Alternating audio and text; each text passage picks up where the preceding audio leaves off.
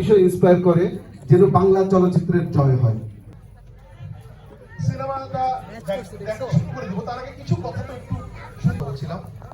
আমরা স্পেশাল স্ক্রিনিংটা একটু সময় নিয়ে করতে হলো, আর একটু আগে করার কথা ছিল। সো আপনারা জানেন যে একটা ইনসিডেন্ট হয়েছে, এর মধ্যে সেটা আমরা ওভারকাম করেছি এবং দর্শকদেরকে অসংখ্য ধন্যবাদ, আপনাদেরকে অসংখ্য ধন্যবাদ। আমি জানি যে এখানে তারা অলরেডি অনেকেই তাণ্ডব দেখে ফেলেছেন, আজকে আবার এক্সপিরিয়েন্স করতে এসছেন। তো আমার বন্ধু বান্ধব, আমাদের কলিগ, আমাদের যারা এত বড় প্যারিসি হয়ে যাওয়ার পরে স্মরণকালের সবচাইতে বড় একটা আঘাত একটা সিনেমার উপরে, তারপরেও দর্শকরা আজকে 17 দিনের মাথায় এই ছবিকে ব্লকবাস্টার করেছে।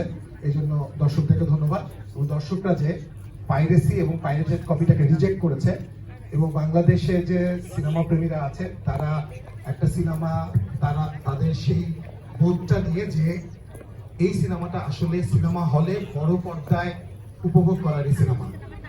সো এই জন্য আমি দর্শকদেরকে ধন্যবাদ জানাই এবং আমাদের কলাকুশলী যারা আছে এবং আমাদের বন্ধু বান্ধব সবাইকে আজকে আমন্ত্রণ এই স্পেশাল শোতে দেখার জন্য।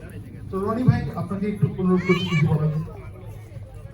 সবার প্রতি অনেক অনেক কৃতজ্ঞতা, আপনারা অনেক কষ্ট করে এখানে এসেছেন। এখানে যারা এসেছেন আমি একটা বিষয় খুব কমন বলতে পারি, সবার বাংলা সিনেমার প্রতি ভালোবাসা অগাধ, এবং এই বাংলা সিনেমার প্রতি ভালোবাসায় আসলে আমাদের বারবার অনুপ্রাণিত করে যে প্রতিবার বড় বড় কোলাবোরেশনের সিনেমা তৈরি করতে। এবং এই মঞ্চে অথবা এই সিনেমা হলগুলোতে আমরা প্রতিবার যখন স্পেশাল স্ক্রিনিং আসি, তখন আমাদের একটা বিষয় বারবার আমাদেরকে আসলে সামনের দিকে এগিয়ে নিয়ে যায়।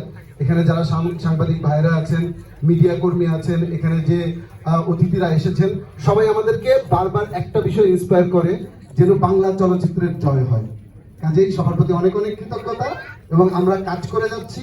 একটু আগেও শাকিল ভাই যেটা বললেন যে পাইরেসি, এটা বাংলা চলচ্চিত্রের জন্য অনেক বড় একটা হুমকি। এই হুমকিটা ঘুরতে ঘুরতে বাংলাদেশ সরকার, বাংলাদেশ পুলিশ প্রশাসনকে অনেক অনেক ধন্যবাদ জানাই, খুব অল্প সময়ের মধ্যে 3 জনকে গ্রেফতার করেছে। এবং দর্শককে ধন্যবাদ জানাই যে তারা আসলে এই পাইরেসির বিরুদ্ধে একটা শক্ত অবস্থান নিয়েছে, জন্যই এই তাণ্ডব সিনেমাটা কিন্তু এখনো দর্শক নন্দিত এবং সিনেমা হলে খুব ভালো চলছে। এবার ঈদে মুক্তিপ্রাপ্ত সকল সিনেমা যেন ভালো করে, এবং সামনে শুধু ঈদ না, ঈদ ছাড়াও যত সিনেমার সামনে রিলিজ হবে, একটা বিষয় আমরা আবার কমন ওই বিষয়টাই বলতে চাই যে আমরা